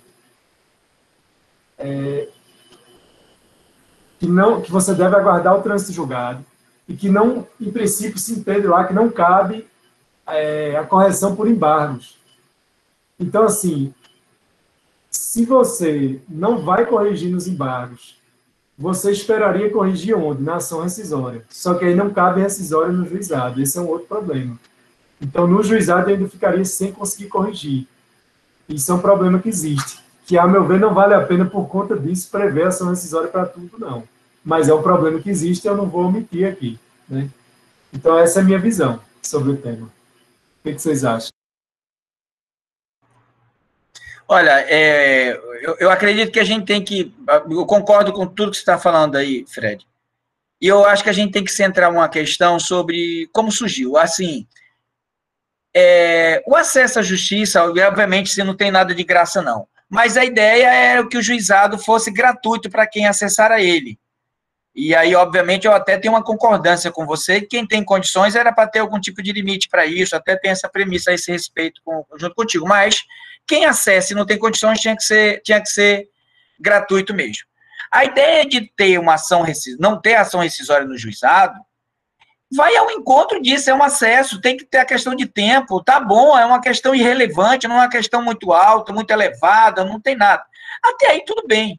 Mas depois que abre um leque desse de impugnação, não permitir ação rescisória, começa a gerar uma comparação de injustiça no sistema de impugnação. Porque como é que ficaria a querela nulitate? E se porventura tiver um processo inexistente, ninguém vai poder fazer isso? Como é que ficaria na hora da execução? Imagine que transitou em julgado, surgiu um precedente, como a regra do CPC, surgiu um precedente, o Supremo Tribunal Federal considerou uma determinada norma inconstitucional. A decisão do juizado considerou aquela norma e transitou em julgado. Mas, na época do trânsito em julgado, na época em que ele decidiu e transitou em julgado, já tinha um precedente, mas não foi considerado. O que é que diz o CPC? Eu posso, por meio de impugnação, falar sobre a inexigibilidade do título e, portanto, colocar. E aí, eu poderia fazer isso no juizado? Haveria aplicabilidade? Eu compreendo que é uma tese interessante para se defender essa possibilidade de impugnação. Ok, mas e se ele surgiu depois? Eu vou ter todo o sistema? Eu concordaria em fechar tudo e dizer, olha, cara, vamos ao seguinte, o juizado foi para isso, fique todo mundo acomodado por lá, é inconstitucional ou não inconstitucional, fica lá do jeito que está. Mas abre esse leque que é de incoerência. Além do mais, tem uma outra questão. Não é o caso ainda do sistema da Corte Interamericana de Direitos Humanos.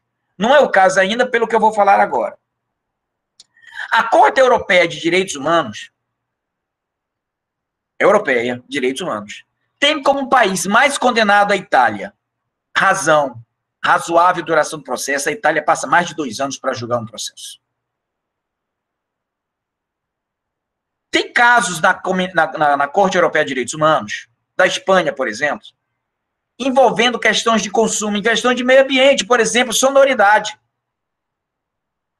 Então, um elevado padrão sonoro de um bar perto da minha vizinhança, eu levei para a Corte Europeia de Direitos Humanos, e a Corte Europeia de Direitos Humanos condenou a Espanha. E isso é grave violação aos direitos humanos. No sistema interamericano de direitos humanos, nós vivemos desgraças tamanha que isso a gente ri. Então, as coisas que vão para a Comissão Interamericana e depois para a Corte, é sumiço, é chacina, é deslocamento, é morte, é uma coisa assim que é tipo assim, é sangue vazando para tudo quanto é lado. Não é negócio de ouvir sonzinho, não, ou seja, não é. Uma das razões da Corte Europeia de Direitos Humanos condenar vários países é a revisibilidade de seus julgados quando o seu julgado contraria os direitos humanos. Vamos imaginar que a Corte Interamericana de Direitos Humanos chegou numa evolução de discutir direitos humanos no patamar da Corte Europeia. Só por linha de pensamento. Para você ter uma ideia, é o seguinte, o primeiro direito social que surgiu, o direito do trabalho, tem gente que faz piada jocosa, como se nem direito fosse. Eu tenho discussões para tentar levar, envolvendo direitos do trabalhador para a Corte Interamericana, para a Comissão Interamericana e para a Corte é difícil levar. Mas imaginemos que uma questão do juizado envolvendo, por exemplo, uma questão de consumo, que tenha veneno no suco, e as pessoas levem lá, e tem uma decisão contrariando, e depois alguém vai para a Corte Interamericana de Direitos Humanos, e a Corte Interamericana começa a condenar o Brasil porque não tem revisibilidade de julgados que contrariam os direitos humanos. Estou fazendo um discurso aqui, obviamente, a esse respeito. Então, me parece que, de alguma forma, como está caminhando, teria que ter algumas premissas de revisibilidade. Agora, se for considerar o direito positivo, estou de pleno acordo, não teria. Eu estou fazendo, obviamente, discussões aqui para tentar elevar. Por quê? Diz que no juizado não tem ação rescisória. Não tem ação rescisória. E quando tem alguma questão que vai para o Supremo, para o STJ, por puil, caberia lá? Que no STJ não caberia, quer dizer, então o STJ ia dizer, olha, tem uma questão, teve uma mudança de um precedente do Supremo Tribunal Federal que julgou inconstitucional, o STJ achava que era constitucional, mas o Supremo achou que é inconstitucional agora, e agora não cabe, então vai caber lá. Então nós temos, na verdade, uma incoerência, uma infecção generalizada, eu acho, no sistema de impugnação, que eu acredito que está na hora de rever. Não é, o sistema estava fechadinho, estava bonitinho, que a gente vai, que negócio é irrelevante, fica aqui mesmo, fica todo mundo quieto, cara, é isso mesmo. Como diria Friedrich Schauer, um positivista vivo hoje, diria, pelo amor de Deus, não vamos ficar revendo essas coisas. Se a gente fizer muita revisão, as injustiças que vão ser cometidas vão ser muito maiores, então vamos suportar algumas injustiças pequenas para a garantia de um bem melhor geral. Não tenho concordância total com Friedrich Schauer em alguns aspectos, mas estou trazendo o argumento dele aqui para testar isso. Então, minha resposta é: não cabe ação rescisória, não cabe impugnação, é por uma questão de direito positivo. Para mim, daria para fazer discussões, e o brasileiro é muito criativo, vai começar a fazer impugnações lá quando tem alguma coisa julgada inconstitucional. Mas, por enquanto, a gente está, graças a Deus, não sei se é graças a Deus, mas graças a qualquer coisa, nós estamos a salvo. Porque nem os advogados sabem de todo esse sistema de impugnação. Então, eles não vão. Como é que eles vão entrar? Não vão. Então, vai acabar por um acesso de falta de conhecimento, de complexidade do juizado, como disse o Frederico, que está mais ainda, né? Como a Paula está meio concordando. Nós vamos acabar ainda, pela felicidade da ignorância, ainda guardando um bom tempo para viver esses dilemas. Não sei se atendi, não sei se a Paula concorda totalmente. Paula, como estava concordando, o Frederico. Deixa eu dar uma palavrinha aqui, Sandoval. Eu concordo com vocês. Aliás, antes de tecer aqui o meu comentário, queria parabenizar o Fred pela excelente exposição. Os casos práticos sempre são ficam mais fáceis, né, da gente entender realmente. Sobre essa questão vejam, eu não sou especialista em juizado, não. Eu tenho um interesse, gosto muito da matéria, atuo, por isso que eu entrei hoje aqui no grupo para participar com vocês e aprender principalmente. Eu concordo sobre essa questão da rescisória, tá certo? Eu também acho que pela positividade não seria possível, não tem nem que se falar aqui em questão de acesso à justiça e tal, até porque o juizado tem esse rito mais diferenciado, né? Aliás, alguns especialistas falam que é juizado especial, mas que ele não é nada de especial, né? Ele devia ser a regra. O restante é que deveria ser considerado especial de tanta norma, de tanto procedimento que nós temos que seguir.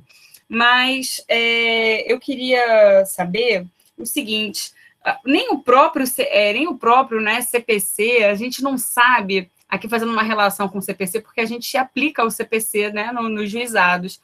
E nem isso é tão claro, aqui fica uma crítica, porque a gente não sabe exatamente o que tem que aplicar do CPC no juizado, né? Então, por isso que eu acho que tem essa corrente para um lado, corrente para o outro lado, porque, vejam, eu acabei até de colocar um comentário aqui para o Fred falar um pouquinho sobre o agravo de instrumento. Eu já li vários posicionamentos de doutrinadores, grandes doutrinadores, defendendo o cabimento de agravo de instrumento em determinadas situações no juizado especial. Outros que não, é impossível, porque quando se trata de despacho, né, decisão interlocutória, não tem que se falar em recorribilidade de decisão interlocutória, porque o rito do juizado não permite isso, devido à celeridade, né, oralidade, enfim, invoca todos esses princípios. E aí, como é que fica, então? Pode agravar, não pode? Na prática, aceita a fungibilidade, não aceita, então é para falar que pode, que não pode? Eu acho que isso a gente fica um pouco perdido, né? E aí depende do Estado, depende da vara. Como é que funciona isso? Não tem uma norma unificando um entendimento? E aí por aí vai. Eu dei o exemplo do agravo, mas a gente pode pegar N outros casos do CPC, porque, como eu disse, né, a gente não sabe exatamente o que se aplica do CPC no juizado, na Lei 9.099. Então, esse eu acho que é uma das maiores dificuldades aí da gente tentar uniformizar, né? Aquela questão dos prazos lá em dias úteis, gente, aquilo foi uma aberração. Estado contando o dia útil porque seguia o CPC e outro dizendo não, aqui a gente vai continuar seguindo aqui a Lei 9.099, que são os dias corridos. Então, quer dizer, aquele cara que atua em diversos estados, né, ele tem que pegar o calendário e saber como é que... É um negócio que não era para ser assim. O juizado é uma coisa mais informal, né, tem a informalidade, a celeridade. Então, aliás, eu nem sabia, eu fui ler uma doutrina que os embargos, eles podem pode entrar com os embargos de forma oral. Eu não sabia, eu desconhecia isso, né? Porque na prática eu particularmente nunca vi, nunca soube de nenhum colega que tenha embargado oralmente. Aí fica também uma provocaçãozinha aí final para vocês.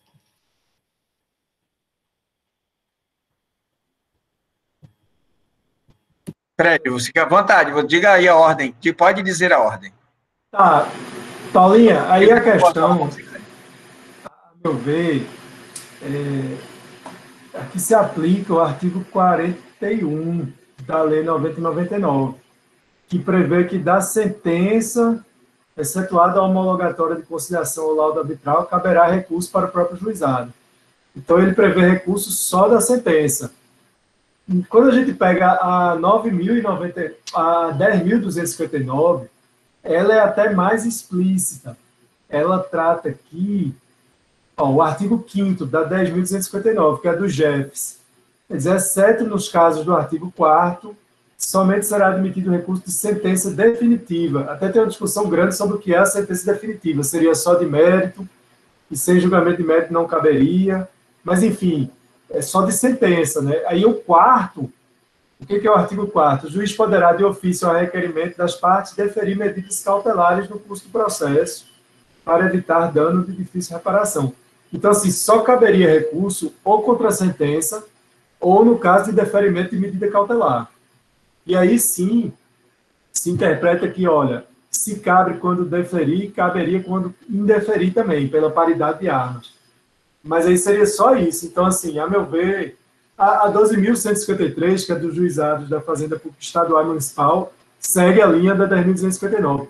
Então, assim, a meu ver, cabe, e aí também tem a discussão se é agravo ou se é um recurso inominado contra a interlocutória, né? Que cabe quando deferir ou indeferir medida liminar, mas fora disso não caberia. Essa discussão, ela tinha relevância quando os prazos eram diferentes, né? Mas agora que uniformizou os prazos, não tem mais essa relevância, não. Então, assim, tanto faz. O fato é que cabe um recurso só quando deferir ou indeferir liminar. E aí, nos outros casos, fica sem recurso mesmo, na minha opinião. Olha, o que acontece? Para mim, o primeiro aspecto no meu pensar é você entender o Instituto como ele foi pensado filosófico e teoricamente. O juizado foi criado para ter a irrecorribilidade separada das interlocutórias. E a recorribilidade dela se dava pelo inominado, como se dá na Justiça do Trabalho pelo recurso ordinário, que é também uma premissa que estuda a mesma ideia. Então, não era para caber, não caber nada disso. Agora, eu estou diante de uma decisão interlocutória, no caso liminar, poxa, a vida acabou de segurança. Inclusive, não tem decisões dizendo que caberia mandar de segurança. Resolveria. Simples. Olha, irrecorrível, recorro de inominado. Essas decisões recorro de inominado. E aí, obviamente, tem um mandado de segurança. Mas aí eu tenho um problema sério. Como o STJ não permite que questões processuais subam ou uniformizem, Eu diria para você que hoje cabe o que o juiz disser. É verdade. Não, sabe? O que acontece? O que o Frederico acabou de ler está lá escrito, mas se o juiz não entender assim, quem vai uniformizar isso? Quem vai? Não vai.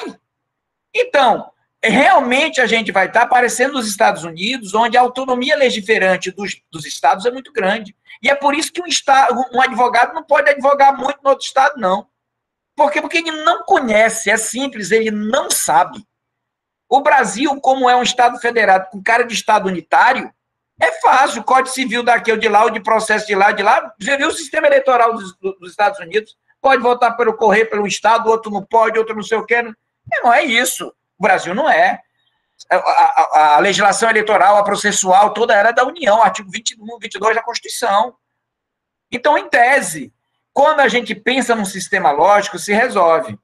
O grande problema é quando a gente começa a verificar. Aí, primeiro, nós temos uma cabeça no Brasil de direito positivo. A gente vai para o código, tem uma explicação. Nós temos os tribunais desdizendo o legislador e nós não temos nenhuma premissa a esse respeito. Eles desdizem à vontade. Desdizem a Constituição. Porque isso, para mim, é ele negar. Como tem a competência da competência, eu vou dizer que tem a incompetência da incompetência. Existe o princípio da incompetência. Entendeu? Então, eu me julgo incompetente, dou competente para o outro, e o outro faz as incompetências que se derem para fazer. Então, é isso que eu diria para vocês. Por exemplo, no 12.153, de 2009, tem a hipótese do PUIL quando as turmas reunidas dos tribunais de justiça divergirem para o STJ. Que está sendo regulado por uma resolução, quase ninguém fez ainda. Então, é uma coisa que existe, mas não existe, tem, mas não tem. Alguns têm, mas o outro não tem, não sei quando é que diverge, quando não diverge. Então, tem muita massa de falta de informação para isso. Como eu organizaria se eu pudesse? Olha, não tem sentido caber rescisória, eu vou abrir uma rescisória só quando grave violação de direitos humanos, porque o Brasil é signatário da Convenção Americana de Direitos Humanos. Vou deixar uma guarida aqui para essas hipóteses, vamos ficar quieto aqui. Irrecorribilidade das inseparadas das decisões interlocutórias, só recorre pelo inominado, acumula tudo, não tem agravo de instrumento, tem uma questão de urgência e tudo mais, vamos discutir isso por abuso de autoridade ou abuso de poder pelo mandado de segurança. Vamos pegar o juiz aqui, colocar ele como autoridade coatora, está coagindo alguém aqui em regime de substitutividade, vamos lá para as turmas recursais, para que ele possa colocar. Esse é um argumento que parece se organizar. Agora, não há resposta para tantos intérpretes, tantos quantos juízes especiais têm. Esse não sei se agrada, mas seria essa a minha resposta.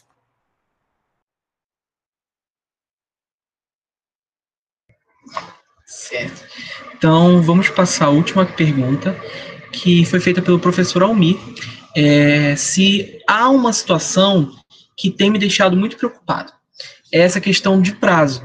A cada estado, uma posição.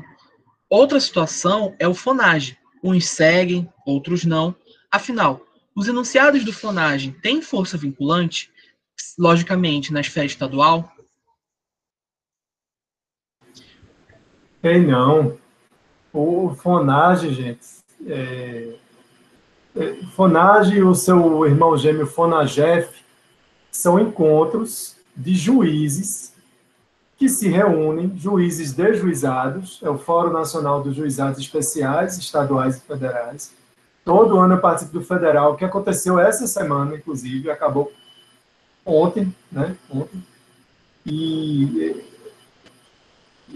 dos FONAGES eu participo, às vezes palestrando e tal, mas dos FONAGEF eu vou lá e volto e tal. Mas o que é? Uma reunião de juízes que discutem alguns dias e depois votam enunciados que eles mesmos propõem. Então, não tem força vinculante nenhuma. Não está no artigo 927, isso, na verdade, tem força de doutrina. E uma doutrina bem enviesada, assim, porque, na verdade, são juízes reunindo e propondo soluções que eles enxergam melhor, como melhor resolução da norma no dia a dia. Mas, eu ouço muito essa reclamação que o Almir colocou aí, que às vezes os magistrados seguem esses enunciados, como aquela brincadeira da pirâmide de Kelsen, né? Só que aqui no topo está o enunciado do FONAGE, do FONAGEF, depois a Constituição, tal. Quer dizer, e acima de tudo um ofício circular do INSS ali, né? mas assim, então não tem.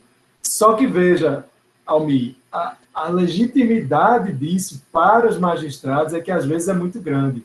O cara foi lá, às vezes ele propôs, ou um amigo propôs, então ele pôde votar, pôde debater, e aí, veja, eu não estou defendendo, não, estou explicando, porque assim, não acho certo isso, o magistrado não deveria ter essa visão, ele tem que ter a visão de que aquilo é uma doutrina, que é uma coisa que ele não tem legitimidade democrática nenhuma para fazer, e obviamente que isso não pode ir contra uma lei que o legislador democraticamente eleito fez.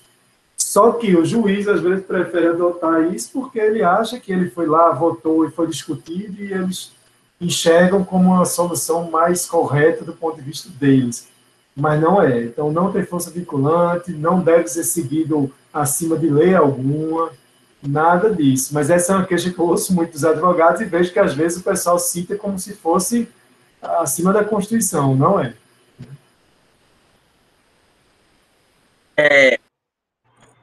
Eu vou tentar fazer aqui. Primeira coisa é o seguinte: concordo com o Fred. Mas eu vou me permitir conversar um pouco sobre isso. Essa conversa de juízes no FONAGE pode ser discutida até sobre o viés de cooperação.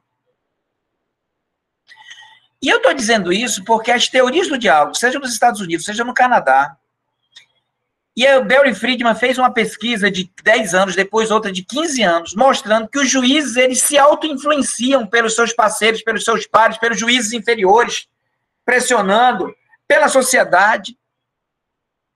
E aí eu estou de acordo. A lei não tem um texto canônico, um texto normativo dizendo enunciado do FONAGE vincula. Não tem. Mas veja, de onde vieram os precedentes? Não tinha nenhuma lei dizendo que precedente vincula, não. Todas as vinculações eram materiais. Todas as vinculações se davam porque alguém lia uma ideia e dizia, não é que eu gostei desse treco, essa ideia parece que legal, meu irmão. Tô dentro. É esse negócio mesmo, vou colocar esse treco aqui. Isso que o Fred está dizendo, que o juiz foi lá, ele participou, ele jogou sua convicção, meu irmão já vinculou o cara materialmente. É lógico que o juiz vai defender até por uma questão de honra, de vaidade, de orgulho, de participação, de percepção democrática. Barry Friedman traz uma teoria que diz, olha, isso existe, a gente vai negar? Então, há uma possibilidade de ser colocado. O que não pode ser dito é que ele é do 927, que ele está elencado, que tem a Constituição dizendo isso, que isso é um poder normativo que tem. Como, por exemplo, quando a gente está em aula, a gente diz os enunciados do FPPC. A gente defende os enunciados do FPPC, nós participamos, nós discutimos, nós concordamos. Todas as aulas que temos, eu tenho lá o FPPC sobre isso, pá. Quando eu vou para minhas peças, pá. Se eu fosse o juiz, estivesse lá, pá. Isso é uma vinculação material por cooperação, por diálogo. Por quê? Porque nós somos ilhados, nós somos um ser político, como diz Aristóteles. Nós somos um ser interdependente, relacional, e nós temos poder de referência entre a gente. Então, minha resposta a esse aspecto, concordando com o Fred, é que ele há uma vinculação material pela participação democrática dos juízes, mas não há vinculação formal nenhuma, e estou em pleno acordo com o Fred. E também estou de acordo com o Fred, dizendo que quando ele participou lá, os juízes participaram lá, e eles tiveram uma concordância com isso. E, obviamente, a jurisdição funciona como substituição. O juiz, naquele momento, está se substituindo às partes envolvidas e dizendo o que as partes deveriam dizer. Quando ele participa de uma coisa, de um FONAGE, não é a mesma coisa que o juiz está dando o seu sentimento, a sua dor, para a dor de alguém. Não, ele está trazendo uma interpretação para ler a dor de alguém. Então, por aí vale. Não é aquele caso, por exemplo, que eu sou um juiz e eu vou julgar favorável ou contra porque eu já fui um mecânico, eu fui um aviador, e aquele caso é de aviador, eu já tinha um caso de empregada doméstica, e minha empregada doméstica tomou tal medida e é igualzinho, e nesse caso é totalmente diferente, imparcialidade. Esse caso é um caso de diálogo e conversação, abstratamente, objetivamente considerado, sobre uma determinada, formando algumas teses, e obviamente essas teses influenciariam. Então, seria essa a resposta que eu daria a esse respeito, e eu acredito que pode ser discutir, como existem os diálogos formais e os informais, as conversacionais, esses são diálogos que formam convicção, e ele há uma premissa material. Sabe assim, o poder de referência, tipo assim, olha, mulher gosta de Louis Vuitton, e Louis Vuitton é legal, Calvin Klein para os homens e tal, e todo mundo quer se vestir e tal. Há um poder de influência. De repente, a gente está vestindo aqueles negócios, as mulheres estão usando aquelas bolsas. E, meu irmão, é o poder de influência, de referência que o mundo nos impregna. E eu acredito que tem uma percepção democrática pela participação dos juízes em regime de cooperação, mas não é reconhecido formalmente, então estou de acordo. Não sei se agradou, mas seria isso que eu teria falando. Sempre tentando trazer uma percepção filosófica ou teórica para tentar interpretar os fenômenos. Sandoval, você me permite uma parte? Você é dono da bola toda. Eu vou invocar o grande jurisconsulto alagoano, Baclaut, que diz: eu quero regras. Me parece que essa ausência de regras fica esse negócio samba do afrodescendente maluco, né? Você não sabe para onde você corre. Ora se usa o FONAGE como vinculante, a pergunta foi provocativa, e desde já eu agradeço a explanação de ambos. Ora não se usa, então ou se acaba ou se adota. Eu sempre tive o entendimento colocado por Fred, que você muito bem chancelou, que seria apenas um norte doutrinário, mas nunca uma vinculação, né? Então, nesse contexto, eu acredito que o Sandoval estava presente quando foi criado aquela famosa máxima, né?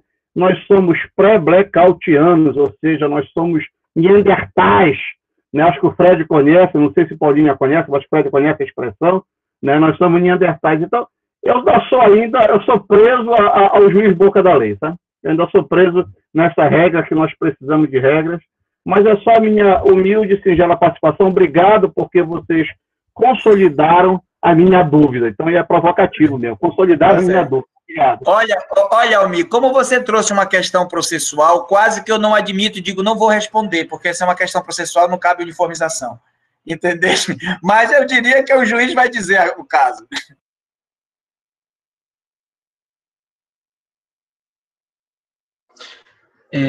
Bom, desse modo, como todas as perguntas já foram respondidas, eu gostaria de conceder mais 5 minutos, de 5 a 10 minutos, para os professores fazerem suas considerações finais. Primeiramente, o professor Frederico e, em seguida, o professor Sandoval. Professor Frederico, você está com a palavra. Bem, gente, eu só quero agradecer mesmo. Acho que foi muito bacana o debate e a participação de vocês aí. Aprendi muito aí com o Sandoval, com vocês. O juizado é sempre um tema que vale a pena a gente debater, tem muitas polêmicas, muitas questões lacunosas, como o Sandoval colocou, são leis ali meio soltas, e tem que tomar esse cuidado para não virar ilhas decisórias, né? Então, assim, agradeço a oportunidade, agradeço ao meu amigo Sandoval o convite, o grupo aí extremamente qualificado, e é isso, estou sempre à disposição, tá? Contem comigo. Obrigado. Olha, Fred, o aprendizado, na verdade, é meu. Eu fui agraciado com muito conhecimento hoje. A Paula, obrigado também, Paula, aí, pelas suas participações, suas provocações. Obrigado, Almir. Obrigado, Marcelene, que fez perguntas. Eu não sei quem mais fez perguntas, mas eu acho que tiveram algumas perguntas a mais aí. Eu agradeço o grupo de pesquisa. A gente faz indagações teóricas, filosóficas e, obviamente, de direito positivo ou de direito pós-positivo que se tem. O Almir é uma das que participa, a gente tem sempre grandes discussões a esse respeito. Eu queria, em nome do grupo, deixar aqui minha eterna gratidão. Eu tenho realmente uma admiração por todas as nossas discussões na ANEP. a esse respeito. Como não existe nenhuma norma dizendo que Beck vincula, vou desautorizar o Almir a seguir Beck. Obrigado, meu grande irmão Almir, obrigado aí, obviamente, é só para brincar aí a esse respeito. Obrigado aí pelas perguntas, as perguntas foram muito provocativas, perguntas muito interessantes, perguntas que nos faz tirar da caixinha. Eu acredito que nós estamos num caldeirão em ebulição nos juizados, os juizados não têm como ter uma resposta uníssona. Nós estamos, como diria Harberler, numa sociedade aberta de juízes especializados, de juizados especiais, para interpretação.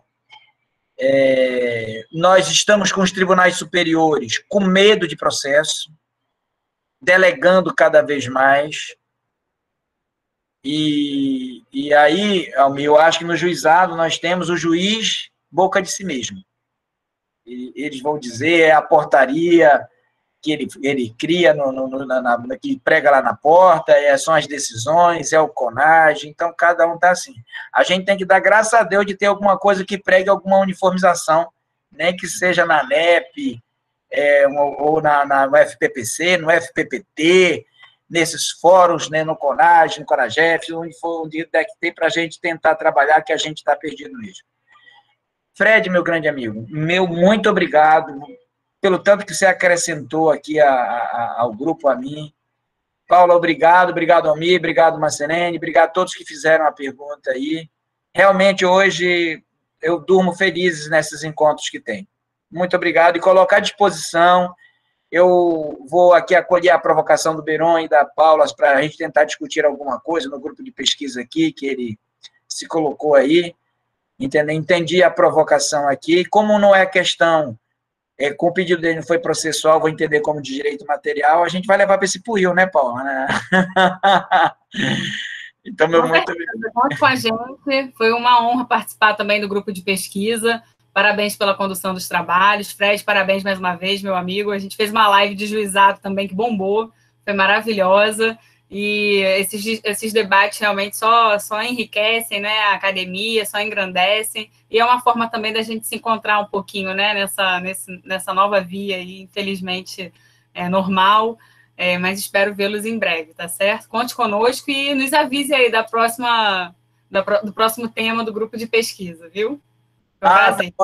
Olha, Paula, não sei se a gente é amigo no Instagram, a gente é? Eu não sei, vou checar isso, porque se a gente não hoje a gente resolve isso. Vamos resolver isso daí, porque a gente acaba publicando lá, sempre lá. Vamos colocar aí outra coisa. Foi gravado aqui, eu até esqueci de perguntar, sempre pergunto se Fred permitia. Fred, você permite? Eu posso desgravar o que foi gravado se você não permitir. Que a gente não tá. E dizer o seguinte. Qual é a parte que ele fala da desnecessidade dos advogados? Aí você deixa gravado. Pode deixar que eu vou deixar a Beatriz Pescrave pegar ela e pegar ele, aí vai ver o que é bom para tosse. Ela pega ele e fica bom para tosse. E aí o que acontece? Dizer que vai ficar um link na minha página do YouTube.